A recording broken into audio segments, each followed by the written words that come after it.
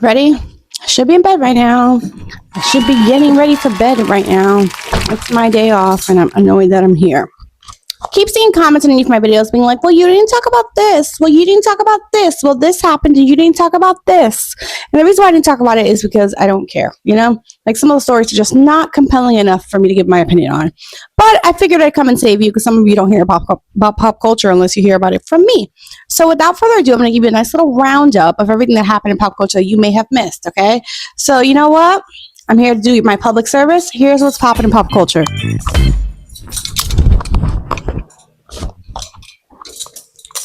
My glasses on so I can see you. Hold on, wait, there's a spot on my glasses. Oh, got it. Let me see you. Yeah, you look a mess. Perfect. Let's go.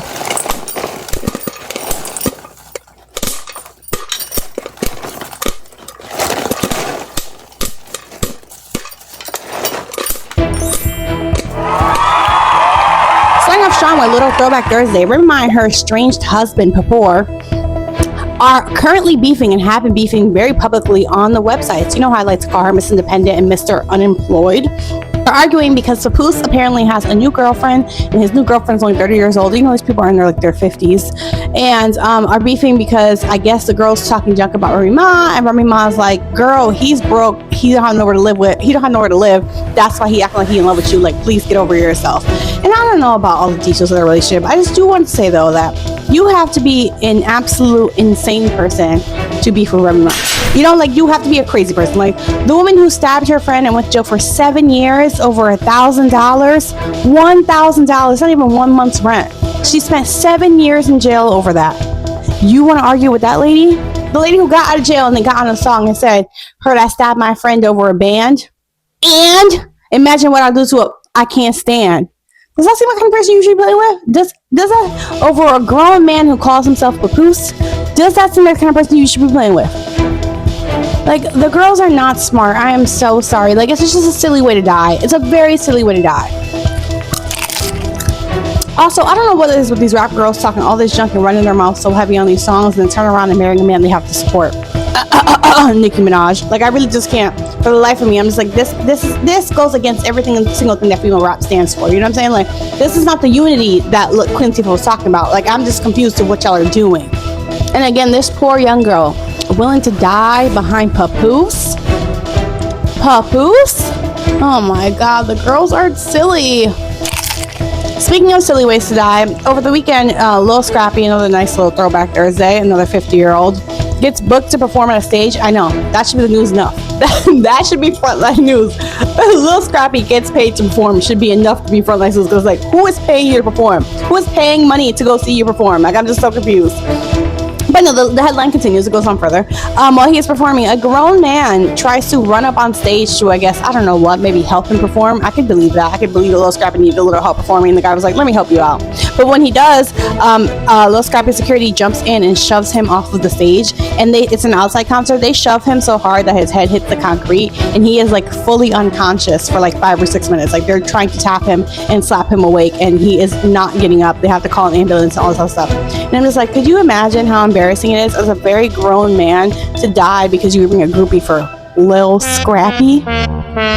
Could you imagine? Could you imagine your obituary saying that? Like, yeah, got too fanned out behind Lil Scrappy and that's why he passed away? Could you imagine having to meet your maker and explain to him why you came home early? And it's because you were too excited to meet Lil Scrappy? You think that's what Jesus died on the cross for? Because I don't think so. Cardi B and Offset's son, Wave, is spotted out wearing braids that look very similar to the braids that Cardi B's new boo, Stefan Diggs, wears. And Cardi B's estranged husband, Offset, loses his mind online and starts throwing out threats and being like, "You don't want to die playing behind my son." And then come to find out, Cardi B posts another picture of her son, and it turns out that her son has not had those braids in weeks. It was weeks ago. Hold on. Give me a second. I'm going to get there. Angelina Jolie's son, Pax, her second youngest son, who is now 21 years old and is very familiar with getting in a little bit of trouble, was spotted out stumbling outside of a bar, barely being able to stand up, as him and his friends essentially carried him out as he went to another strip club. Kourtney Kardashian and Scott Disick's son, Rain, is spotted out by paparazzi while he flips off paparazzi. And that's all I have for you for today, for the segment of, oh my God, rich people, not very good parents. Who would have thought? Speaking of parenting, 81-year-old Robert Deniro tells us what his number one rule is while parenting his 2-year-old daughter. And that rule is, try your hardest not to get dementia. Actually, I have no idea what the rule is, and you don't need to know it either, because as someone who had a baby at age 79, does that seem like a good parent? Does that seem like someone you should be taking parenting advice from? Retired singer/songwriter Normani is spotted where? At the studio?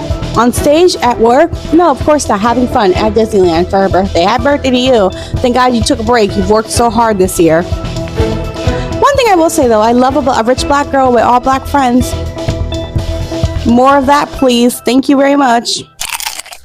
Also, Cynthia Erivo has been spotted out at work, unfortunately, promoting the second part of Wicked. I'm starting to see ads for it again. It's like, I can't go through a second Wicked promo. Like, I've suffered so much. Like, I just don't. I can't believe they're gonna do this again. Like, I just can't.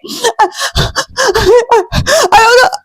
I just don't think I can. Like, I don't have a second Wicked promo in me. I really don't. I just can't. Like, please, somebody make it stop. Please make it stop. I just can't do it again. I can't sit through this promo a second time. I can't deal with her and Ariana Grande crying again. I don't want to see another commercial.